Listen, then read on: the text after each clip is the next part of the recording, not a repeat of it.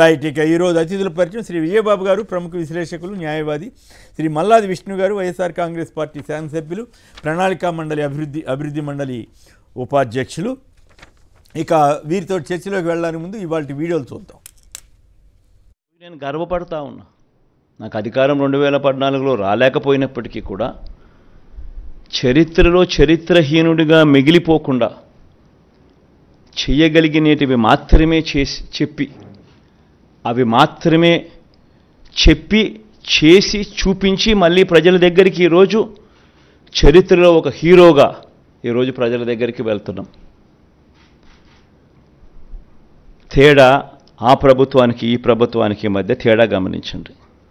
మేము జగన్ గారు ప్రవేశపెట్టిన ఈ వాలంటీర్ వ్యవస్థ ద్వారా ప్రతి ప్రభుత్వ పథకం కూడా ప్రతి ఇంటి వద్దకు కూడా మేము చేర్చాము. గతంలో మేము వాలంటీర్ గా కొనసాగేటప్పుడు చంద్రబాబు నాయుడు ఇది గోని సంచులు మోసే ఉద్యోగం అని, అలాగే మహిళలను ఇంట్లో మగవాళ్ళు లేకపోతే ఇంట్లో దూరుతున్నారని కించపరిచే విధంగా చంద్రబాబు నాయుడు మాట్లాడడం జరిగింది.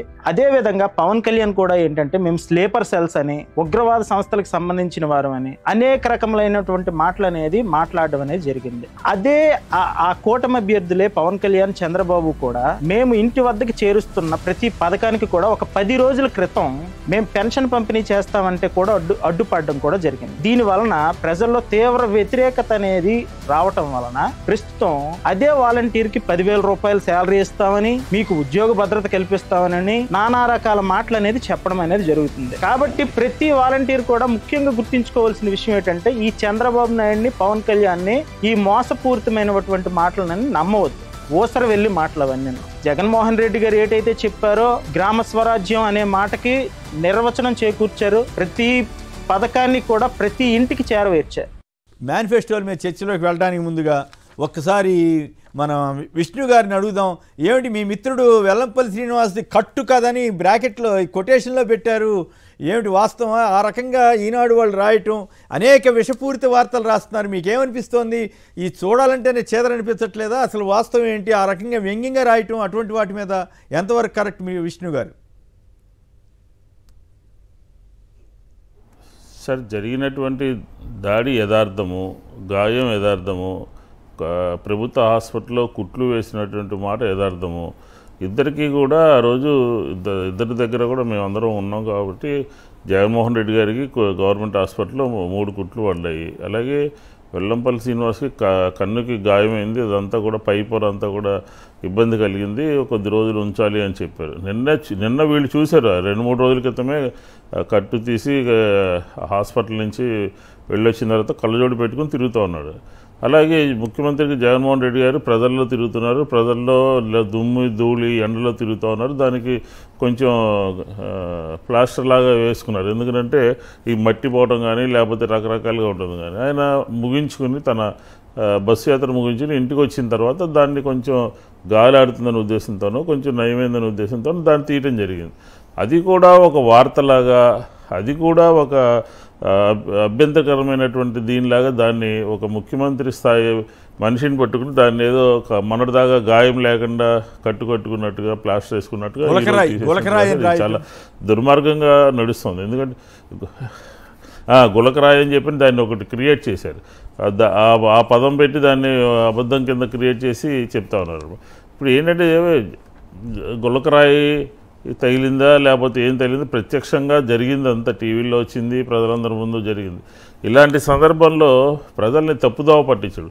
ఎందుకంటే చంద్రబాబు నాయుడు గారికి మీకు గుర్తుండే ఉంటుంది, తిరుపతిలో సంఘటన జరిగినప్పుడు ఆయనకి తిరుపతిలోనేమో ఒక చెయ్యి కట్టుకున్నారు, తర్వాత అసెంబ్లీకి పోయినప్పుడు ఇంకొక చెయ్యి కట్టుకున్నాడు. ఎంత డైరెక్ట్గా మోసాలు చేసినా, అబద్ధాలు చెప్పినా, లేకపోతే ప్రజల్ని తప్పుదోవ పట్టించినా దాని పెద్ద విషయంగా ఉండదు.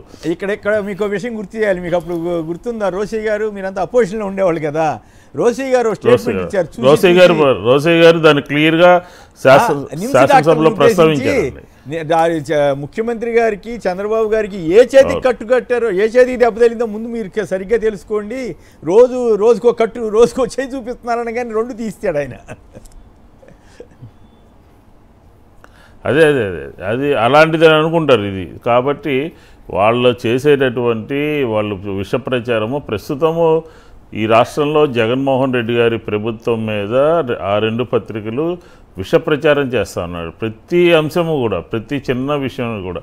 ఉదాహరణకి చూడండి, నిన్న ఎన్నికల మేనిఫెస్టో జగన్మోహన్ రెడ్డి గారు చాలా క్లియర్గా సామాన్యుడికి కూడా ప్రభుత్వ విధానాలు గత 5 సంవత్సరాల్లో ఏ విధంగా పరిపాలన చేశాము, ఏ విధంగా సంక్షేమం అభివృద్ధి కార్యక్రమాల్ని నెరవేర్చాము, ఇచ్చినటువంటి మాటని ఏ విధంగా కట్టుబడి పనిచేయడం జరిగింది అని చెప్పని మొదటి మేనిఫెస్టో గురించి విపులంగా చెప్పి రాబోయే 5 సంవత్సరాల్లో రాష్ట్ర ఆర్థిక పరిస్థితుల్ని లేకపోతే ప్రజలకు ఏమేం చేయగలుగుతామని చెప్పి ఆయన తీసుకున్నటువంటి కొన్ని నిర్ణయాలని ప్రకటించడం జరిగింది. ఇది ఈరోజు పొద్దున్నే పేపర్ చూస్తే ఎవరైనా సరే కన్ఫ్యూజ్ అయిపోయి అసలు ఏంటి ఏదో జరిగిపోతుంది, ఇదంతా మోసము దగా కుట్ర ఈ మేనిఫెస్టో అన్నట్టుగా దాని మీద ఒక పెద్ద ఎత్తున బురద జల్లి బండలేసే కార్యక్రమాన్ని చూశారు. ఎవరైనా చూస్తే ఇన్ని అబద్ధాలు చెప్పారా అన్నట్టుగా దాన్ని క్రియేట్ చేసుకుని రాశారనమాట. అది విపులంగా ఆంధ్ర రాష్ట్ర ప్రజలందరూ కూడా ఒక నెట్లో చూసుకుని ఆ మేనిఫెస్టోకి ఈ మేనిఫెస్టోకి మాట్లాడినటువంటి మాటలన్నీ ఎలా ఉన్నాయనేది ఒక తెలుసుకోవాల్సిన అవసరం ఖచ్చితంగా ఉందన్నమాట. ఎందుకంటే జగన్మోహన్ రెడ్డి గారు నిన్న కూడా మాట్లాడారు. గత 2014లో తెలుగుదేశం, భారతీయ జనతా పార్టీ, జనసేన ముగ్గురు కలిసి ఇచ్చినటువంటి మేనిఫెస్టో ఏ విధంగా ఏ అంశాలు ఏం చెప్పి ఏం చేయలేకపోయారో కూడా ఫస్ట్ ఫేజ్లో చెప్పారు ఆయన. అది ఎక్కడ కూడా దానికి ఆ ఇష్యూలోకి మళ్ళీ వెళదాము. ముందు ఈనాడు, ఆంధ్రజ్యోతి రాస్తున్న నీచపూరిత వార్తల గురించి కొద్దిసేపు మాట్లాడిన తర్వాత, విజయబాబు గారు కూడా మాట్లాడిన తర్వాత మళ్ళీ మేనిఫెస్టో ఎవరు నమ్మొచ్చు, జగన్ గారినా చంద్రబాబు గారినా అన్న దాని మీద సపరేట్గా చర్చలోకి వెళదాం. విష్ణు గారు, నాయుడు గారు రాజమండ్రి నుంచి. నాయుడు గారు నమస్కారం, మాట్లాడండి. ఈనాడు వాళ్ళు ఇంత నీచంగా రాస్తున్నారు, ఆంధ్రజ్యోతి వాళ్ళు ఇంత దరిద్రంగా రాస్తున్నారు, మీరు నమ్ముతున్నారా వాటిని? అసలు మేము నమ్మట్లేదు. నా 2 పేపర్లు చూడడం ఇప్పుడు మానేస్తామండి. మీ ఆరోగ్యం బాగుండి ఉంటుంది, నాకు కాస్త అప్పుడప్పుడు ఇబ్బంది వస్తూ ఉంది. నిజండి, నిన్న మేనిఫెస్టో అలా చూస్తూ ఉంటే టెన్షన్ గా చూస్తూనే ఉన్నామండి, ఏం ప్రకటిస్తాడని. కానీ చాలా నమ్మకస్యంగా ఉందండి అది. ఓకే, ప్రజలందరూ కూడా చాలా నమ్మకంగా ఉంది. రైట్. ఒక్క నిమిషం సార్, చెప్పండి. నిన్న టీవీలో సారు చెప్పింది ఎమ్మెల్యేలందరినీ 2-3 సంవత్సరాల ముందు జనాలకు పంపించారు అని చెప్పారు. ఏంటది? ఎమ్మెల్యేలందరినీ ప్రజల్లోకి వెళ్ళండి గడప గడపకి అన్నారు. అవును, మనకి గడప గడప ప్రోగ్రామ్ లో 2 సంవత్సరాల ముందే పంపించారు కదా. అవును అవును. కానీ మన టీవీలో వచ్చేది ఏంటంటే 2-3 నెలలు చాలా సేపు 2 నిమిషాల లెటరింగ్ అలా పడుతున్నా మళ్ళీ వెంటనే మారిపోయింది. పొరపాటునే అండి. తర్వాత ఇంకో విషయం కూడా వచ్చిందండి. సరే, తర్వాత వేరే నాకు సంబంధించిన విషయాలు కాదు కదా, మళ్ళీ తర్వాత మాట్లాడండి. రావు గారు వెస్ట్ గోదావరి నుంచి. రావు గారు నమస్కారం, మాట్లాడండి సంక్షిప్తంగా. అందరికీ నమస్కారం అండి. విష్ణు ప్రత్యేక నమస్కారం. హలో, మాట్లాడండి సంక్షిప్తంగా. అందరికీ నమస్కారం. ఎలా అంటే ఇది ఎంత అబద్ధాలు చెప్పినా ప్రజలు ఎవరో నమ్మరా. ఫస్ట్ అసలు సమస్య లేదు. ఇలా ఆంధ్రజ్యోతి మన విన్నారు కదండి రామోజీరావు గారు. అవును, ఆయన ఎన్ని ఆస్తులు చూశారు. ఎంటీ రాజా కుమార్ గారు ఉన్నారు కదా, ఆయన అడిగితే బాగా చెప్తారు. ఎన్ని ఆస్తులు చూసేశారు, ఇప్పుడు ఎన్ని కేసులు ఉన్నాయో, సామాజిక వాళ్ళు ఆస్తి ఎప్పుడు చూపేశారు. ఈనాడు అక్కడ సీతమ్మ గారా, ఇక్కడ dolphin hotel, Kumar theatre, Kakinada Kumar theatre, ఇవన్నీ ఆస్తుల్ని 33 సంవత్సరాలు కౌంటర్ కోర్టుకి తిప్పి ఆస్తులను రుబ్బేశారు. ముస్లాం గారు అనేవారండి, మరి కుమార్ గారు తండ్రి గారు తల్లి గారు అనేవారు నాతోటి. స్వామి పచ్చడి తెచ్చి మమ్మల్ని మోసం చేశాడు, పచ్చడి తెచ్చి మోసం చేయడు. అంత మోసగారు రాసిన మాటలు ఎవరు నమ్ముతారు? ఇవాళ ఎవరు నమ్మరండి. ఆంధ్ర రాష్ట్రాలు నమ్మరు, చంద్రబాబు నమ్మరు. నమ్మకపోతే మీ ఆరోగ్యం హ్యాపీగా ఉన్నట్టు, నమ్మితే మీ వాళ్ళకి టెన్షన్ ఇంత అంత కాదు, వాళ్ళకే నష్టం. విజయబాబు గారు చెప్పండి, మీరు వాళ్ళు గమనించి ఉంటారు కదా, ఇన్ని అబద్ధపు వార్తలు నేను రోజు మీ నిజానికి మీకు ఇవ్వాల్సిన టైంని కూడా నేను తీసుకుని వాళ్ళు రాసిన అబద్ధాలు నిజాలు చెప్పాల్సి వస్తూ ఉంది. చివరికి ముఖ్యమంత్రి గారి మీద గులకరాయి తగిలిందని కన్ఫర్మ్ చేసేస్తున్నాడు దిక్కుమాలిన రాతలు రాసి. అలాగే వెల్లంపల్లి శ్రీనివాస్ గారు కట్టు ఎప్పుడు అట్లాగే ఉంచుకోవాలంట. అంటే వాళ్ళిద్దరికీ కళ్ళు పోతే వీళ్ళ కళ్ళు కళ్ళమంట తగ్గేదేమో, కళ్ళు చల్లగా ఉండేయేమో. ఏమిటి రాతలు, ఏమిటి దరిద్రం? మీరు చెప్పండి, మీ అనుభవంలో ఇంత నీచంగా ఎప్పుడైనా రాస్తారా? ఇప్పుడు ఇంకొకటి నాకు డౌట్ వచ్చింది. నాన్ జ్యుడిషియల్ పేపర్ల మీద ఆస్తుల రిజిస్ట్రేషన్ విధానానికి చరమగీతం పట్టడానికి ప్రభుత్వం సిద్ధమవుతుందంట. అసలు ఎన్నికల కోడ్ జరుగుతున్నప్పుడు, అమల్లో ఉన్నప్పుడు ఏ ప్రభుత్వమైనా ముందుకెళ్తుందా? అంటే వీళ్ళ ఉద్దేశం వచ్చేది కూడా జగన్ ప్రభుత్వం అనే భయంతో వీళ్ళు ఇట్లా ఇప్పటి నుంచి అబద్ధాలు చెప్పి రాయాలని చూస్తున్నారా? అంటే వాళ్ళకి నమ్మకం పోయిందా టీడీపీ కూటమి మీద? ఓవరాల్గా ఈ ఈనాడు రాతల మీద మీ విశ్లేషణ చెప్పండి. అంటే ఇప్పుడు వెకిలి వార్తలు, మకిలి వార్తలు, పోకిరి వార్తలు కళ్ళు మూసుకుపోయి అహంకారంతో వాళ్ళు ఏది రాసినా కూడా జనం చదువుతారు అంటే వాళ్ళు ఏమనుకుంటున్నారంటే మనమే తెలియగలవడం, పాఠకులు అమాయకులు అని. అంటే నిజంగా ఒకటి ఇప్పుడు ఇందాక మీరు చెప్పినట్టు ఈనాడు, ఆంధ్రజ్యోతి వార్తలు ఎవడైనా చదివే వాటిని విశ్వసిస్తే నిజంగానే వాళ్ళు అమాయకులు. అందుకని వాళ్ళు ఏది రాసినా కూడా జనం చదువుతారులే అనేటువంటి ఒక దురహంకారంతో కళ్ళు మూసుకుపోయి అవతల వాళ్ళ కళ్ళకి దెబ్బలు తగిలినాయా లేదా అనేది కూడా, ఎందుకంటే వాళ్ళ అంధులు పూర్తిగా ఒక విషపూరితమైనటువంటి రాతలతో నరాల్లో కూడా విషాన్ని ఎక్కించుకొని విషాన్ని చింపుతున్నప్పుడు ఏమవుతుందంటే అది తలకి కూడా ఎక్కుతుంది. మామూలుగా ఏమంటారు, ఫణికి తల మీద ఉంటుందంట విషం. ఇలాంటి విషపూరితమైన మనుషులకి నిలువెల్లా విషం ఉంటుందంట. ఆ విషాన్ని రోజు ఏదో కక్కితే గానీ అది కొద్దిగా రిలాక్స్ అవ్వదు. ఆ విధంగా ఇప్పుడు జ్యుడిషియల్ పేపర్స్కిను బ్లాంక్ పేపర్స్, వైట్ పేపర్స్కి తేడా ఆస్తులు రిజిస్ట్రేషన్ చేసుకునే వాళ్ళకి తెలియదండి. వీళ్ళేనా వచ్చి చెప్పేది? అంటే ఎంత అమాయకంగా ఇక్కడ జనాలు ఉన్నారని చెప్పి అనుకుంటున్నారో వాళ్ళ దురహంకారానికి ఇది. అందుకనే అది ఒక వికిలితనం. ఒక అంటే కూటమిలో ఉన్నటువంటి ఒక ప్రభుత్వమే ఆ నిర్ణయం తీసుకుంది. కేంద్రంలో అవును, అది కేంద్ర ప్రభుత్వం యొక్క డైరెక్షన్ ఇది ఒక వ్యాలిడ్ పాయింట్. మొన్న ఒక వార్త రాశారు ఏంటంటే ఈ ల్యాండ్ సీలింగ్ యాక్ట్ కి సంబంధించి నిజానికి అది కేంద్ర ప్రభుత్వం ఎప్పటి నుంచో ట్రై చేస్తా ఉంది. వచ్చి ఆ land ceiling act, land titling act అంటే వాళ్ళు ఇక్కడ స్టడీ చేసి మేమే ఇది ఇంప్లిమెంట్ చేద్దాం అనుకుంటున్నాం అని చెప్పి నా కాపీలు తీసుకొని వెళ్ళి దాని మీద ఎక్సర్సైజ్ చేస్తుంటే దాని గురించి వాళ్ళు మాట్లాడకుండా ఇక్కడ మాట్లాడతారు. అంటే ప్రతిదాన్ని తీసుకొని రంధ్రాన్వేషణ చేసి ఏదో రకంగా విజయబాబు గారు వీళ్ళు చెత్తరాయ పవన్ కళ్యాణ్ అక్కడెక్కడో చెప్తున్నాడు. ఇందాక ఎవరు మిత్రుడు ఫోన్ చేశాడు, నాగేశ్వరరావు అని కాకినాడ నుంచి చేసి, ఇదేందండి బాబు ఆ రైతుల ఆస్తులన్నీ స్వాధీన భూములు లాక్కుంటారు, అదేంటి పవన్ కళ్యాణ్ పిచ్చిబాబుడు ఏంటండి అని అడుగుతున్నాడు. అదేందో మీరు కూడా చెప్పండి, ఆయన ఏంది ఆ పిచ్చి మాటలేంది. ఇంకొక స్పీచ్ విన్నా నేను, రాజంపేటలోనంట మిథున్ రెడ్డి సారా వ్యాపారం చేసే మిథున్ రెడ్డికి ఇచ్చారంట టికెట్, అట్లాగే ఒక్కోలం వెళ్ళాలన్నాడు. ఇక్కడ ఈయనేమో సీఎం రమేష్కేమో ఆయన సారా వ్యాపారం కాదనుకుంటే ఈయన వెళ్ళి భయం చేస్తాడు ఆయన చిరంజీవి గారు. ఏంటి అసలు ఇంత గందరగోళంగా ఎట్లా అయిపోయాడు ఆయన పవన్ కళ్యాణ్? అదే చెప్తున్నాడు. ఇప్పుడు అది చంద్రబాబు నాయుడు మొన్న అన్నట్టు ఏంటంటే అసలే అది పిచ్చి కోతి, ఆ పిచ్చి కోతి కళ్ళు తాగి దానికి ముళ్ళు గుచ్చుకుంది. దాంతో ఆ పిచ్చి కోతికి మెడలో తాడు కట్టి ఏది ప్యాకేజ్ అనే తాడు కట్టి ఇష్టారాజ్యం కింద గంతులు వేస్తా ఉన్నాడు. మిథున్ రెడ్డి సారా వ్యాపారం. మిథున్ రెడ్డి అనేటువంటి వ్యక్తి ఒక యంగ్ పార్లమెంటేరియన్. అతను లండన్ లో చదువుకున్నాడు, ఎంబీఏ ఇంజనీరింగ్ చేశాడు, ఎంబీఏ చేశాడు, మద్రాస్ యూనివర్సిటీలో చదివాడు, లండన్ లో చదివాడు. పార్లమెంటేరియన్ గా ఒకసారి లోక్సభలో సెషన్ నిర్వహిస్తే సీనియర్ పార్లమెంటేరియన్స్ అందరూ కూడా శభాష్ అని చెప్పని పార్టీలకు అతీతంగా ఆయన ప్రశంసించారు. అదేవిధంగా పెద్దిరెడ్డి గారి గురించి ఇతర గారికి ఏం తెలుసు అని మాట్లాడతాడండి.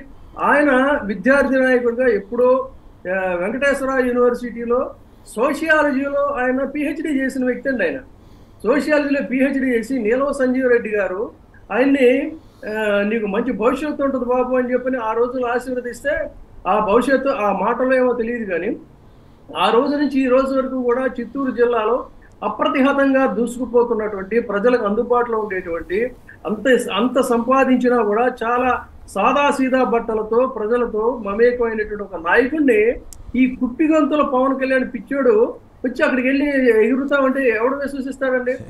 అతనికి ఏం తెలుసు అంటే చంద్రబాబు నాయుడు తన అక్కసుని తన కసిని ఈ పిచ్చోడితో మాట్లాడించి ఆనందిస్తున్నాడు తప్ప ఒక మిథున్ రెడ్డి గురించి కానీ, ఒక పెద్దిరెడ్డి గురించి కానీ, ఒక రాజంపేట గురించి కానీ, ఆ ప్రజల గురించి కానీ, ఆ జిల్లా గురించి కానీ ఇతగాడికి ఏం తెలుసానండి? ఆ స్లిప్ మీద రాసుకొని ఆ వమనం చేసుకోవటం, అక్కడ రాసిందంతా మళ్ళీ వెళ్ళిపోవటం, ఇంకో స్లిప్ తీసుకోవటం తప్ప ఒక డర్టీ క్రీచర్ గా ఈ ఆంధ్రప్రదేశ్ పాలిటిక్స్ లో పవన్ కళ్యాణ్ అనేవాడు తయారయ్యాడని చెప్పడానికి జనాలు అసహించుకుంటున్నారు. అయినా ఏమైందంటే పిచ్చి పరాకాష్ఠకి చేరిన తర్వాత మనం ఏం చేస్తాం? అందుకని సీఎం రమేష్ సారా వ్యాపారం అవన్నీ అందరికీ తెలుసు కదా. ఆయనకి వెళ్ళేమో ఊరేగిస్తాడు, ఆయన అన్నేమో చాలా గొప్పవాడి కింద మాట్లాడి పరువు పోగొట్టుకున్నాడు కదా. అసలు మిథున్ రెడ్డి అనేటువంటి ఒక young dynamic leader, such a decent man, చాలా మితభాషి. పెద్దిరెడ్డి గారు కూడా మితభాషే, వాళ్ళు ఏదో చేతల్లో చూపించే మనుషులే కానీ వాళ్ళ మీద ఒక ఇళ్ళు అక్కడ పిచ్చెక్కినట్టుగా చిందులు దొక్కి జనం రెచ్చిపోవాలంట. జనం ఎందుకు రెచ్చిపోతారండి? తను రెచ్చిపోయినట్టు అందుకంటే ఏదో చంద్రబాబు నాయుడు ఏదో చూపిస్తున్నాడు కాబట్టి మళ్ళీ పక్కన కిరణ్ కుమార్ రెడ్డిని పెట్టుకుని ఇట్లా మాట్లాడుతున్నారు విచిత్రంగా. ఆయన పరిస్థితి ఈ రెడ్డి పనికి రాడంటే ఆ రెడ్డి పనికి వస్తాడంట. మరి అదేంటి? నాకు ఆయన పరిస్థితి చూస్తే ఒక యునైటెడ్ ఆంధ్రప్రదేశ్ కు ముఖ్యమంత్రిగా చేసినాడు ఈ పిచ్చోడిని పక్కన పెట్టుకొని పిచ్చోడి ప్రసంగాలతో నాకు ఓట్లు ఏంటని అడుగుతున్నాడు అంటే రాజకీయాలలో కొంతమంది ఎంత ఏ స్థాయి నుంచి ఏ స్థాయికి పడిపోతారని చెప్పి జాలేసిందండి నాకైతే. కరెక్టే, మంచి పాయింట్ చెప్పారు విజయబాబు గారు. నిజంగానే 14 ఏళ్ళు ముఖ్యమంత్రి చేసిన ఆయన, 3.5 ఏళ్ళు ముఖ్యమంత్రి చేసిన ఆయన జనం కోసం పవన్ కళ్యాణ్ 10th క్లాస్ కూడా చదవని 10th క్లాస్ చదివాడో లేకపోతే ఏం చదివాడో తెలియదు. ఆయన్ని విషయ పరిజ్ఞానం లేని పవన్ కళ్యాణ్ అడ్డు పెట్టుకుని జనం కోసం ఎదురు చూడాల్సిన పరిస్థితి చాలా విచిత్రంగా ఉంది. మంచి కంపారిజన్. పెద్ద పిటి ఏంటంటే నువ్వు SLC చదివావో SSC చదివావో తెలియనోడివి, ఒక ఇంజనీరింగ్ చదివి బీటెక్ చదివి MBA లండన్ లో చేసి వచ్చి ఒక 2 సార్లు పార్లమెంటులో ఎంపీగా గెలిచి పార్లమెంటులో అందరితో ప్రశంసలు పొందిన ఆయన్ని నువ్వు ఒక్క చోట కూడా గెలవలేనటువంటి పనికిమాలినోడివి నువ్వు వెళ్ళి అన్ఎడ్యుకేటెడ్ ఫెలో నువ్వు మాట్లాడతావు ఏంటంటే అసలు ఏమైనా అర్థం పర్థం ఉంది? అసలు రీజన్ ఉండాలి. ఇప్పుడు విమర్శ చేయడానికి కూడా ఒక స్థాయి, ఒక కెపాసిటీ, ఒక విషయ పరిజ్ఞానం అవన్నీ ఉండాలి కదా మాట్లాడాలంటే. అంతే తప్ప చంద్రబాబు తయారు చేసి ఇచ్చిన స్క్రిప్ట్ అంటే చంద్రబాబు నాయుడు గారికి పెద్దిరెడ్డి గారి మీద ఒక కసి ద్వేషం ఉంది తెలుసు జనాలకి. దాన్ని ఈ వెకిలి మాటలతో సంతృప్తి పడితే మనం చేయగలిగిందేమీ లేదు. చాలా ఆనందించాడు అతగాడి విక్కిరి మాటలకి చిందులు దొక్కుతా ఉంటుంది. మళ్ళొకసారి రామోజీ మళ్ళొకసారి ఈనాడు ఆంధ్రజ్యోతి దగ్గర రండి. వాళ్ళు రాసిన రాతలు కానీ అలాగే ఏకంగా ఆంధ్రజ్యోతి రాధాకృష్ణ అయితే తన చెత్త పలుకులు ఏమి రాశాడంటే కేసీఆర్ అంట భ్రమపడుతున్నాడంట, మళ్ళీ ఆ గవర్నమెంట్ తనే వచ్చేస్తానని అని చెప్పాడు. మరి చంద్రబాబు ఆయన 5 నెలల తర్వాత భ్రమపడుతుంటే మరి చంద్రబాబు 1 రోజుల్లోనే భ్రమపడ్డాడు కదా. మరి ఎందుకు ఇట్లాంటి వ్యాసాలు రాస్తారు వీళ్ళు? ఒక ఏంటంటే పూర్తి ఫ్రస్ట్రేషన్ లో ఉన్నారండి. ఏది రామోజీరావు కానీ లేకపోతే రాధాకృష్ణ కానీ తెలుగుదేశం వాళ్ళు కానీ నరాల్లో ఉత్కంఠతో ఇదే అల్లాడిపోతున్నారు. నిన్న ఆంధ్రజ్యోతిలో ఒక పనికి మాలిన ఆర్నాబ్ గోస్వామితో ఒక ఇంటర్వ్యూ చేశాడు చంద్రబాబు నాయుడు గారు. దాన్ని అనువదించి చేస్తాడు. ఏమని చెప్తాడు? ఇప్పుడు వాళ్ళు ఏదో జాతీయ స్థాయిలో అంటే వాళ్ళకేం తెలియకపోవచ్చు. తెలుగులో వేసిన ఉన్న పరువు పోగొట్టుకుని నీ పరువును చంద్రబాబు నాయుడు గారి పరువు కూడా తీసి ఉతికారేసినట్టుగా ఉన్నది. ఆయన మీదంట పాపం అసలు కేసులే లేవంట, ఆయన తప్పేమీ చేయలేదంట, ఏ రకమైన తప్పు చేయలేదంట. మరి ఏ రకమైన తప్పు చేయకపోతే ఎందుకు నువ్వు అన్ని కేసుల్లో స్టే తెచ్చుకున్నావు? ఏ రకమైన తప్పు చేయకపోతే ఓటుకు నోటు కేసులో ఈ ఆంధ్ర రాష్ట్ర ప్రజలందరికీ తెలియదా? మరి మొన్నటికి మొన్న జైల్లోకి వెళ్ళి ఎందుకు నువ్వు బెయిల్ మీద బయటకు వచ్చావు? ఏ తప్పు చేయకపోతే. ఏ తప్పు చేయకుండానే మరి 23 మంది ఎమ్మెల్యేలు కొనుగోలు చేయడం అనేది తప్పుగా నీకు కనిపించలేదా? రామారావు గారి దగ్గర నుంచి ఎమ్మెల్యేలు కొనేసి కుర్చీలో పోల్దేయడం తప్పుగా కనిపించలేదా? ఇవన్నీ ఒప్పులు అనమాట. ఎంత సచ్చీలులాగా ఇంటర్వ్యూ ఇచ్చాడంటే తెలుగు ప్రజలు, తెలుగు పాఠకులు నవ్వుకుంటారు. అలాంటి పనికి మళ్ళీ చెత్త అంతా క్యారీ చేసి వాళ్ళు ఆనందించాలి కానీ జనాలు ఎవరండి విశ్వసించేది? ఎంత చెత్త రాశాడంటే బీజేపీతో ఆ రోజున ఎందుకు తెగదెంపులు చేసుకోవాలో ఇప్పుడు ఎందుకు కలిశాడు అనేది కూడా మాట్లాడాడు. దానికి కూడా రీజనింగ్ లేదు. ఇలాంటి పనికి మాలిన కంటెంట్ అంతా కూడా అందులో మోసి చంద్రబాబుని ఇంప్రెస్ చేయడం కోసం తప్ప పాఠకుల కోసం అయితే కాదనేది చాలా స్పష్టం ఉంది. రైట్. అజయ్ కుమార్ గారు విజయవాడ. అజయ్ కుమార్ గారు నమస్కారం, మాట్లాడండి. నమస్తే సార్. నమస్తే సార్. మా ఎమ్మెల్యే గారికి కూడా నమస్తే సార్. మాట్లాడండి సార్. ఆ 2 పత్రికలు లేదా 3 ఛానల్ గురించి రాజశేఖర రెడ్డి గారు ఉన్న కాడి నుంచి కూడా వాళ్ళు విషయం కక్కుతూనే ఉన్నారు. ఏం చేయగలిగారు సార్? రాజశేఖర రెడ్డి గారిని ఏం చేయగలిగారు? జగన్మోహన్ రెడ్డి గారిని ఏం చేయగలిగారు? అంటే ఎట్టయినా సరే ఈసారి వీళ్ళిద్దరూ కలిసి లక్షల కొద్ది కరపత్రాలని విడుదల చేసి పేపర్లను కరపత్రాలుగా మార్చి జనం మీద రుద్దుతున్నారు కదా. అట్లా వాళ్ళ నమ్మకం అది అనమాట. ఎట్లా కూడా మార్చాలి ప్రజాభిప్రాయాన్ని అని. లక్షల కొద్ది కరపత్రాలు కాదు సార్, కోట్ల కొద్ది నోట్ల కట్టలు తీసుకొస్తున్నారు అమెరికా నుంచి. అది ఏ విధంగా సార్? కోమటి చేయడం కదా మనం మాట్లాడే చూస్తారు కదా. ఇలాంటి వాళ్ళు ఎంత మంది కలిసి వచ్చినా అసలు సామాన్యులు కోట్లాది మంది జగన్మోహన్ రెడ్డి గారు ఎన్నుకున్నప్పుడు వాళ్ళకి నుంచి భయపడతామే సార్. అంతేనా? రైట్ సార్ మేనిఫెస్టో వండర్ఫుల్ గా పెట్టారు సార్. ఒక చిన్న కోరిక సార్, కానీ ఎంప్లాయ్మెంట్ గురించి దాంట్లో ఏమో ఒక ముక్క కూడా పెట్టలేదు సార్. ఏది నిరుద్యోగుల గురించి కానీ ఎంప్లాయ్మెంట్ ఏ విధంగా ఇస్తాము, ఈ విధంగా పరిశ్రమల గురించి చెప్పారు కదా, పరిశ్రమల ద్వారానే కదా వచ్చేది. పైగా ఆయన 2.5 లక్షల ఉద్యోగాలు ఇచ్చారు కదా, కాబట్టి అది దాంట్లో ఉన్నాయి కాబట్టి మళ్ళీ ఒకసారి చూడండి. లేదంటే పార్టీ వాళ్ళతో మాట్లాడి విష్ణు గారు ఏమైనా సమాధానం చెప్తారా? లేదు సార్, అది అంటే ఒక రిలేటెడ్గా వచ్చింది, అంటే ప్రతి అంశము మాట్లాడండి విష్ణు గారు. నిరంతర ప్రక్రియ. దాన్ని ఆల్రెడీ సీఎం గారు తన స్పీచ్లోనే చెప్పారు. 2.5 లక్షల మందికి ఎంప్లాయ్మెంట్ ఇచ్చాము, సచివాలయ వ్యవస్థను కానీ ఆరోగ్య శాఖ నుంచి కానీ రకరకాలుగా ఇచ్చాము, ఇది నిరంతరం కొనసాగుతుందని చెప్పడం జరిగింది. ఖచ్చితంగా అయినా కానీ ఒకసారి మనోడు అతను చెప్పినటువంటి పాయింట్ని పరిగణలో తీసుకోవడం జరుగుతుంది. రైట్. సత్యప్రసాద్ గారు ఏలూరు నుంచి. సత్యప్రసాద్ గారు నమస్కారం, మాట్లాడండి. నమస్కారం అండి, అందరికీ నమస్కారం. ఇప్పుడు ఈనాడు ఆంధ్రజ్యోతి న్యూస్ పేపర్లే కాదండి, అవి చంద్రబాబు నాయుడు కరపత్రాలు, రామోజీరావు రాధాకృష్ణ పత్రికా సంపాదకులు కాదు, పగటి వేషగాళ్ళు. ఓకే. ఏమన్నా ఇప్పుడు ఒక్క జగన్మోహన్ రెడ్డి గారు పోరాడేది ఏమన్నారు వాళ్ళిద్దరిని? నేను సరిగ్గా వినలా. ఏమన్నారు? పగటి వేషగాళ్ళు అండి. పగటి వేషగాళ్ళు. ఓకే. పగటి వేషగాళ్ళు ఒక్క చంద్రబాబుతోనే కాదండి, మన జగన్మోహన్ రెడ్డి గారు పోరాడేది క్షుద్ర శక్తులతో పోరాడుతున్నారు. ఓకే. మోసపూరితమైన మేనిఫెస్టోతో మోసగాడు చంద్రబాబు మళ్ళీ వస్తున్నాడు. 100% అమలు చేసే మేనిఫెస్టోతో అర్జునుడు వస్తున్నాడా? రైట్. ఫైనల్గా రైట్. థ్యాంక్ యూ మిత్రమా. విష్ణు గారు ఒక మాట చెప్పండి. మీరంతా కేసీఆర్ గారికి ఏదో మద్దతు ఇస్తున్నారంట, అందుకే మీకు మద్దతు జగన్ గెలుస్తాడని చెప్పాడంట, ఆయన భ్రమపడుతున్నాడంట. మరి చంద్రబాబు గారినేమో 1 monthలోనే అయ్యా నువ్వు ఓడిపోవటం ఏంటి ఆయన వాళ్ళు ఏడిసినట్లు, ఈయనేమో అవును నేను ఓడిపోవటం ఏంటి, అసలు ప్రజలు నన్ను ఇట్లా ఓడించడం ఏంటని ఈయన అన్నట్లు, ఇదంతా మళ్ళీ ఇప్పుడు ఎలక్షన్ పెడితే నేనే గెలుస్తాను అన్నట్లు అప్పుడు తెగరాశారు కదా. ఇప్పుడు కేసీఆర్దేమో భ్రమ అంట, చంద్రబాబుదేమో వాస్తవం అంట. 5 ఏళ్ళు కంప్లీట్ అయిపోయింది. ఏమంటారు? మీరు నిజంగానే అట్లా చేస్తున్నారా మిమ్మల్ని? అంటే ఏం లేదు సార్, వీళ్ళ మనస్తత్వం ఏంటంటే ప్రభుత్వాలు వాళ్ళ చెప్పు చేతల్లో ఉండాలి అనేది వాళ్ళకి ఉన్నటువంటి సైకాలజీ అన్నమాట.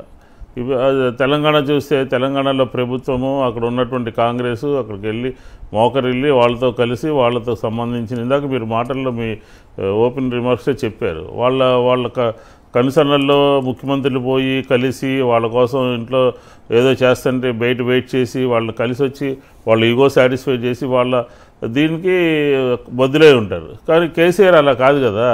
కేసీఆర్ కొంత స్వతంత్రంగా ఉండి స్వతంత్రంగా ఒక ఉద్యమ లీడర్ కాబట్టి ఆయన ఉన్నట్టు మాట్లాడతాడు. అవసరమైతే 12 తాడి చెట్ల లోతులో పాతేస్తానని డైరెక్ట్గా మాట్లాడతాడు కాబట్టి వాళ్ళకు కొంచెం ఇది ఉంటుంది. అలాంటిది ఆయన ఇక్కడ ఉన్నటువంటి ఆంధ్రప్రదేశ్లో ఉన్నటువంటి పరిస్థితుల్ని వాళ్ళకి రాజకీయ నాయకులు చెప్తారు, ఆ రాష్ట్రంలో ప్రభుత్వం బాగా పనిచేస్తుందండి, ఆయనే తిరిగి వస్తాడండి, అది ఇదని చెప్తాడు. ఆయన కూడా రెండో మాట కూడా చెప్పాడు, నాకు సంబంధం లేదు అక్కడ, కానీ వస్తున్నటువంటి ఫీడ్బ్యాక్ మాత్రం జగన్మోహన్ రెడ్డి గారు గెలుస్తారని ఆ మాట అన్నాడని చెప్పని దీనికని తీసుకొచ్చి రకరకాలుగా మాట్లాడుతున్నారు. కాబట్టి ఏంటంటే ఇక్కడైతే ఖచ్చితంగా రావాలి, భ్రమలు పడుతున్నా ఆంధ్రప్రదేశ్లో తెలుగుదేశం రావాలనేది వాళ్ళ ఒక సంకల్పము, వాళ్ళ కోరిక అనమాట. కాబట్టి రకరకాలుగా జిమ్మిక్కులు చేస్తూ ఆంధ్రప్రదేశ్లో వచ్చేస్తున్నట్టుగా, ఆంధ్రప్రదేశ్లో ఎందుకు చేజారినదో అర్థం కానట్టుగా, వాళ్ళ విధానాలన్నీ బూజు పట్టిపోయినా, వాళ్ళ మేనిఫెస్టోలు అమలు చేయకపోయినా, వాళ్ళు ప్రజల్ని మోసం చేసినా దగా చేసినా కూడా వాళ్ళు చల్లగా కనపడుతుంది,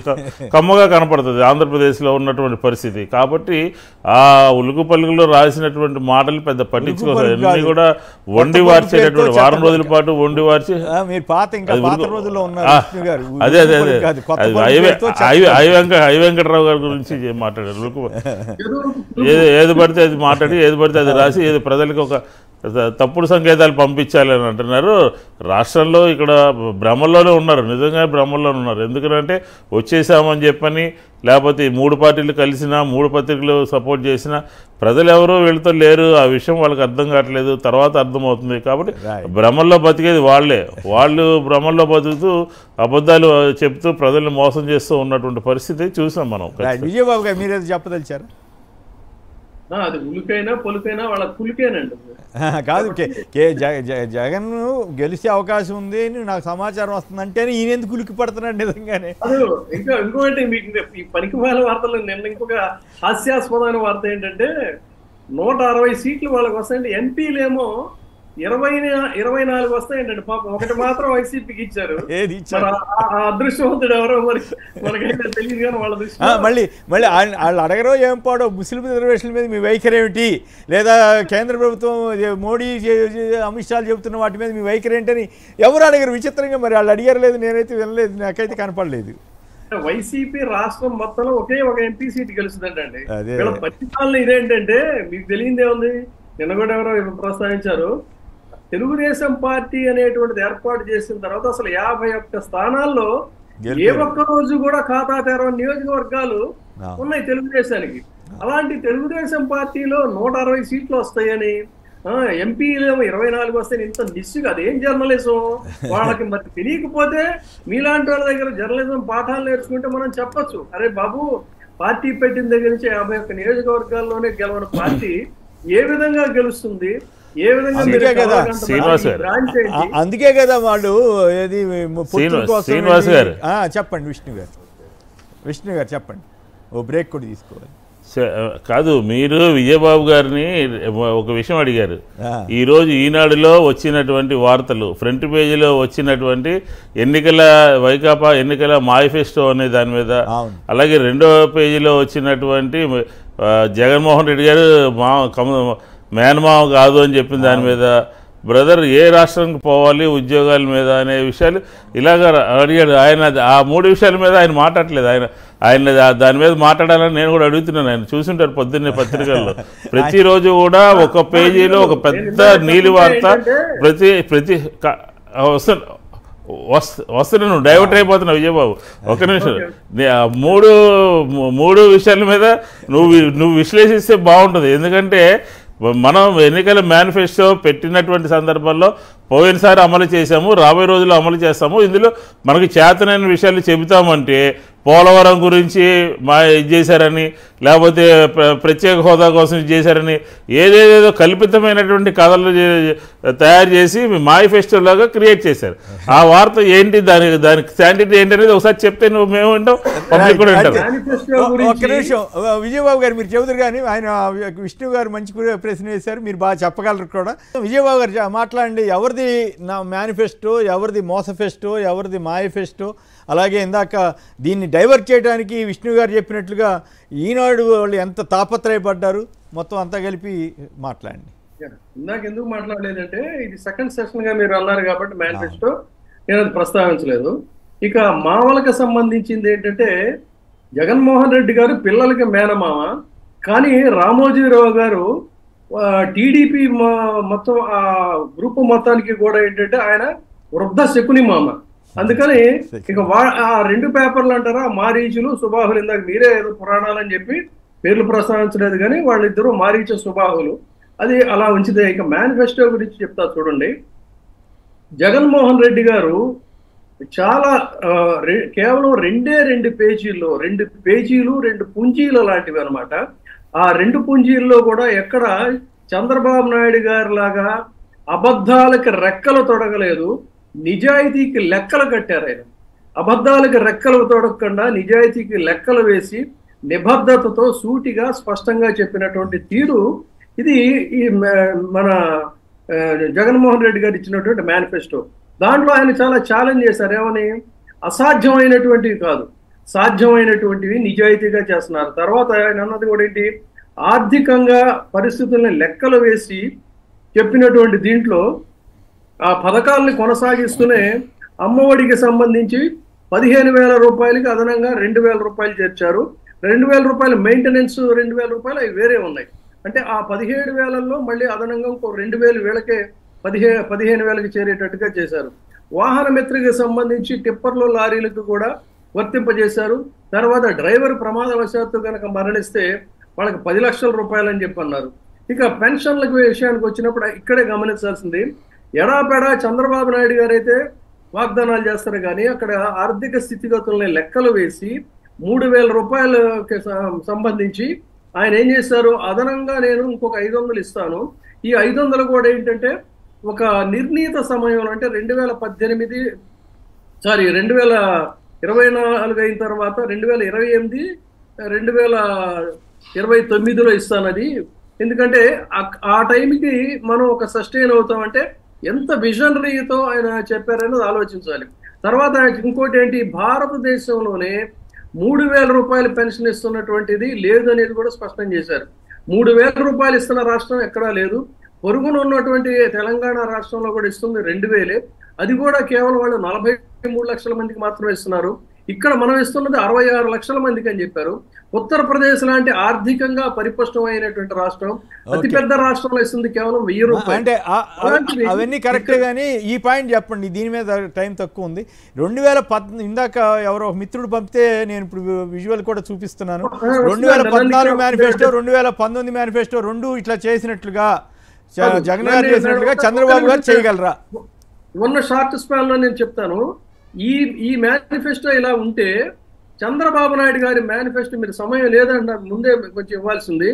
చంద్రబాబు నాయుడు గారి మేనిఫెస్టో 52 పేజీల మేనిఫెస్టో అండి. ఇది 52 పేజీల ఈ మేనిఫెస్టోలో ఒక్కటంటే 52 పేజీలు. ఇది నా దగ్గర ఉంది మొత్తం డీటెయిల్డ్ గా. ఇది ఒక్కటి కూడా అమలు చేయలేదు సరికదా అతగాడి. ఇది ఉన్న స్వల్ప సమయంలోనే నేను చెప్తాను. ఆయన మేనిఫెస్టోకి వచ్చేసరికి అసలు ఏది అమలు చేయలేదు. ఇంకొక చాలా సరే, మీరు టైం లేదంటున్నారు కాబట్టి చాలా డీటెయిల్స్ ఉన్నాయి నా దగ్గర, కానీ చాలా బ్రీఫ్ గా చెప్తా నేను. రైతులకు 87.512 కోట్ల వ్యవసాయ రుణాలు మాఫీ అయ్యాయా లేదా? ఈ చంద్రబాబు నాయుడికి పల్లకీలు మోసేవాడు నేను ఈనాడు ఆంధ్రజ్యోతిని చెప్పమనండి. పొదుపు సంఘాల రుణాలు 14.205 కోట్లు మాఫీ చేస్తానని చెప్పాడు. ఒక్క రూపాయైనా మాఫీ చేశాడా? ఆడబిడ్డ పుట్టిన వెంటనే మహాలక్ష్మి పథకం కింద బ్యాంకులో 25,000 రూపాయలు డిపాజిట్ చేస్తాడు. ఒక్క రూపాయైనా డిపాజిట్ చేశాడా? ఇంటికో ఉద్యోగం, బాబు వస్తే జాబ్ వస్తుందని ఊదరగొట్టాడు. ఊదరగొట్టిన తర్వాత 2,000 ఉద్యోగం రాని వాళ్ళకి 2,000 రూపాయల చొప్పున నిరుద్యోగ భృతి ఇస్తా అన్నాడు. అంటే 5 ఏళ్లలో 60 నెలలకి నెలకి 2,000 చొప్పున చూసుకుంటే 1.20 లక్షలు ఇవ్వాలి. ఒక్క రూపాయి ఇచ్చాడా? అర్హులైనటువంటి వాళ్ళకి 3 సెంట్ల స్థలం ఇస్తా అన్నాడు, ఇల్లు కట్టుకోవడానికి అన్నాడు. 1 సెంటు స్థలం ఇచ్చాడా? 10,000 కోట్లతో రుణమాఫీ అన్నాడు. కాదు విజయబాబు గారు, మీరు అవన్నీ చెప్పగలరు సమర్థులు. అవన్నీ చెప్పాలంటే మీకు గంట కూడా చాలు. అదే చెప్తున్నా నేను. అనేది ఏంటంటే చాలా ఉంది ఇంకా సబ్జెక్టు. తర్వాత ఎన్ని రకాలంటే ఇప్పుడు వాళ్ళు వాగుతున్నదంతా కూడా ఈ ఇసుక mafia, land mafia, sand mafia, నీరు చెట్టు అడ్డగోలుగా మొత్తాన్ని దోచుకు తిని వాళ్ళకి సెంటు స్థలం ఇవ్వలేదు, కానీ ఎకరాల కొద్ది స్థలాలు కొట్టేసేసినటువంటి వీళ్ళు తిరిగి మళ్ళీ అధికారంలోకి వస్తే వీళ్ళంతా ఈ రాష్ట్రాన్ని దోచుకు తినడానికి, పంచుకు తినడానికి అడ్డగోలు రాతన రాస్తా సగటు ప్రజలను మోసం చేస్తున్న నేపథ్యంలో ప్రజల కోసం సంక్షేమ పథకాలని ఆవిష్కరించినటువంటి నిన్న మేనిఫెస్టో ఇది ప్రాక్టికల్ గా సాధ్యమైనటువంటి మేనిఫెస్టో. దానికి రంధ్రాన్వేషణ చేసేటువంటిది అంతకంటే బుద్ధి తక్కువతనం ఇంకొకటి ఉండదు. చంద్రబాబుని నమ్ముకోవటం అంటే ఆకాశంలో నీళ్లు చూసుకొని ముంతలో నీళ్లు పారిపోసుకోవడం లాంటిదని ప్రతి ఓటరు కూడా గమనించాలని నేను అంటున్నాను. రైట్. విష్ణు గారు చెప్పండి, ఆయనేమో సూపర్ హిట్ అంట, మీదేమో ఫట్ అంట, చంద్రబాబు గారు ఆనందం పడుతున్నాడు.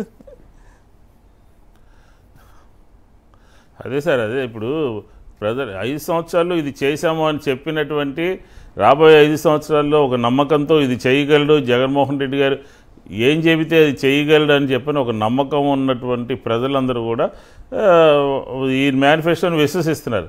అసలు అక్కడ ఉన్నటువంటి సూపర్ 6 అంతా కూడా బోగస్కు సంబంధించింది. ఇందాక మీరు అడిగినట్టు 2014లో ఉన్నటువంటి మేనిఫెస్టో తీసుకుని చర్చకి రమ్మనండి తెలుగుదేశానికి సంబంధించినటువంటి వాళ్ళు ఎవరైనా సరే, చంద్రబాబు అయినా సరే, లేకపోతే వాళ్ళ తాలూకా వాళ్ళు ఎవరైనా సరే. ఎందుకంటే మీరు టైం లేదంటున్నారు కాబట్టి ఒకటే ఒక మాట చెప్తాను. 78,000 కోట్ల రూపాయలు రుణమాఫీ, కోటయ్య కమిటీ, కుటుంబరావు కమిటీ చివరికి తేల్చింది ఏంటంటే చివర రుణమాఫీ ఎగ్గొట్టేశారు. వాళ్ళు ఆ టైంలో చేయలేకపోయారు. ఈరోజు వచ్చి జగన్మోహన్ రెడ్డి గారి గురించి రుణమాఫీ అంశమే, డాక్కా రుణమాఫీ అంశమే లేదని చెప్పని మాట్లాడుతూ ఉన్నారు.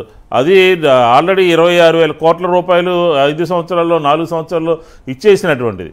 ఆ సూపర్ 6 అంతా కూడా అందులో జగన్మోహన్ రెడ్డి గారి ప్రభుత్వం అమ్మఒడిని కాపీ కొట్టి మేము ఇంట్లో ఉన్న వాళ్ళందరికీ ఇస్తాము అని చెప్పారు. అది సాధ్యం కాదు. ఇప్పుడు ఉన్నటువంటి పథకాలతో అది ఆర్థిక భారం అయిపోతుంది. కాబట్టి 15,000 రూపాయలు ఇచ్చి 2,000 రూపాయలు మిగతా దానికి ఉపయోగిస్తామని చెప్పి దాన్ని 17,000 రూపాయలు చేయడం జరిగింది. రుణమాఫీ 8,000, 4,000, 4,000 16,000కి పెంచడం జరిగింది. 20,000 ఇస్తానని చెప్పని మోసపు అబద్ధపు హామీ అనమాట వాళ్ళది. ఈరోజు ఇంకొక ప్రధానమైన రైతు భరోసా. ఇట్లాగా సూపర్ అంటే వాళ్ళు ఏమనుకుంటున్నారంటే 4,000 రూపాయల పెన్షన్ ఏప్రిల్ నెల నుంచి వాళ్ళ ప్రభుత్వం రాకముందు నుంచే ఈ 4,000 ఏప్రిల్, మే, జూన్ కూడా ఇచ్చేస్తాము, 4,000 రూపాయలు పెన్షన్ ఇచ్చేస్తాము, పెన్షన్ ఇచ్చేస్తే ఓట్లు వచ్చేస్తాయి అని చెప్పిన ధోరణిలో వాళ్ళు చెప్తున్నారు. అందుకనే సూపర్ 6 మేము ఎప్పుడో ఆర్థిక పరిస్థితిని అంచనా వేసుకుని ఉన్నటువంటి కార్యక్రమాలని అమలు చేస్తున్నటువంటి తీరుని బట్టి చివరి 2 సంవత్సరాలు ఇస్తామని చెప్పాం. కాబట్టి అదేదో జరగదని చెప్పినాడు. దాని గురించి గొప్పగా సూపర్ 6 ఇదైపోయిందని చెప్పినారు. సూపర్ 6 అంతా కూడా బోగస్. తెలంగాణ, కర్ణాటక, ఆంధ్రప్రదేశ్లో ఉన్నటువంటి అన్ని ఏరుకుని పెట్టుకున్నటువంటిది. అది ఏ విషయమైనా సరే ఒక జగన్మోహన్ రెడ్డి గారి నుంచి ఒక మాట వచ్చిందంటే అది అమలు జరిగి తీరుతుంది టైం ప్రకారం. నువ్వు బోగస్ కదా, బోగస్ మాటలు, అబద్ధపు మాటలు. నీ మేనిఫెస్టో ఏమైపోయింది? నువ్వు తీసుకుని రండి. రేపు జరిగేటటువంటి సభలో నా మేనిఫెస్టో ఇది 14 నేను అమలు చేశాను అని చెప్పని రాగలిగినటువంటి ధైర్యం తెలుగుదేశానికి లేనే లేదు. ఈరోజు మేము చెప్పామంటే ఖచ్చితంగా 5 సంవత్సరాలు టైం ప్రకారం, క్యాలెండర్ ప్రకారం ఏ నెలలో ఏ కార్యక్రమం చేయాలని చెప్తే ఆ కార్యక్రమం ఖచ్చితంగా ప్రజలకు అవగాహన ఉంటుంది, ప్రజలకు జరుగుతుంది. అది జగన్మోహన్ రెడ్డి గారి యొక్క నిజాయితీ కానీ జగన్మోహన్ రెడ్డి గారి మాట మీద నిలబడుతుంది. కాబట్టి జగన్ గారు చెప్పారు ఒకటే ఒక పాయింట్ సార్, చెప్పండి. ఏంటంటే ఈ ప్రభుత్వము విద్య పట్ల, వైద్యం పట్ల, అలాగే మన వ్యవసాయ రంగం పట్ల ఒక ప్రత్యేకమైనటువంటి శ్రద్ధ తీసుకుంది. దీంతోపాటు సామాన్యులు, అంగన్వాడీలు కానీ, లేకపోతే ఆశా వర్కర్లు కానీ, లేకపోతే 25,000 లోపు ఉన్నటువంటి వాళ్ళందరికీ కూడా, పేదలందరికీ కూడా, మధ్యతరగతి వర్గాలందరికీ కూడా అందే విధంగా ఒక కీలకమైనటువంటి నిర్ణయం తీసుకున్నారు. ఇది ఈ మేనిఫెస్టో యొక్క ప్రత్యేకత. కాబట్టి ఖచ్చితంగా ఇంకా గత ప్రభుత్వంలో మేనిఫెస్టోలో లేనటువంటి అంశాలని కూడా ఏ విధంగా ఎదురుపడితే మనకు అవసరమైతే చేశారో అదే విధంగా కూడా ఈ ప్రభుత్వం కొనసాగడం జరుగుతుంది. ఇది ప్రజా ప్రభుత్వము, ప్రజల గురించి ఉండేటటువంటి ప్రభుత్వం, మోసపూరితమైనటువంటి ప్రభుత్వం కానే కాదు. చంద్రబాబు లాగా అబద్ధాలు చెప్పరు. రైట్, మీరంతా చెప్పినట్లుగా 50,000 కోట్ల రూపాయలు ఖర్చు అవుతుంది ఇప్పుడు నేను చేస్తున్నటువంటి స్కీములకి అని చెప్పి జగన్ గారు చెప్పారు. అదే సూపర్ 6 పేరు మీద 50 ప్లస్ 20,000 కోట్లు ఎవరున్నా ఖర్చు పెట్టాల్సిందే, అంటే 70,000 కోట్లు. చంద్రబాబు గారు తీసుకొచ్చిన స్కీములకి 150,000 కోట్లు అవుతుందన్నారు. మరి ఆ 150,000 కోట్లు ఎక్కడి నుంచి తెస్తారు, ఎట్లా తెస్తారు అనేది రామోజీరావు కనిపెడతాడా, లేకపోతే రాధాకృష్ణ కనిపెడతారా, పోనీ చంద్రబాబు గారు, పవన్ కళ్యాణ్ ఏమైనా చెబుతారా అని అది దాన్ని కంపేర్ చేసి వీళ్ళు రాయరు సరి కదా. పచ్చి అబద్ధాలని మోసం చేసే విధంగా వీళ్ళు కథనాలు ఇస్తున్నారు. ఇందాక విజయబాబు గారు కానీ విష్ణు గారు కానీ చెప్పినట్లుగా ఈనాడు, ఆంధ్రజ్యోతి చదివి అనవసరంగా టెన్షన్, అనారోగ్యానికి గురవుద్దని. అలాగే చంద్రబాబు గారు దీనికి సమాధానం చెప్పి 2014లో నేను చెప్పాను, ఇవి చేశాను, ఇవి చేయబోతాను, మళ్ళీ ఇప్పుడు ఇవి చెబుతున్నాను, దీనికి ఇంత వ్యయం అవుతుంది, జగన్ గారు చెప్పిన దాని ప్రకారం అంత కాదు, ఇంకా తక్కువ అవుద్దని చెప్పమనండి ధైర్యం ఉంటే. దాన్ని బట్టి ప్రజలు నిర్ణయం తీసుకుంటే మంచిది. విజయబాబు గారు, మల్లాది విష్ణు గారు అందరికీ కూడా ధన్యవాదాలు. ఇది నేటి వార్తా విశ్లేషణ కార్యక్రమం. నమస్కారం. మా నమ్మకం నువ్వే జగన్, మా నమ్మకం నువ్వే జగన్, మా నమ్మకం నువ్వే జగన్. నమ్మకం నువ్వే జగన్, నమ్మకం నిన్నే జగన్.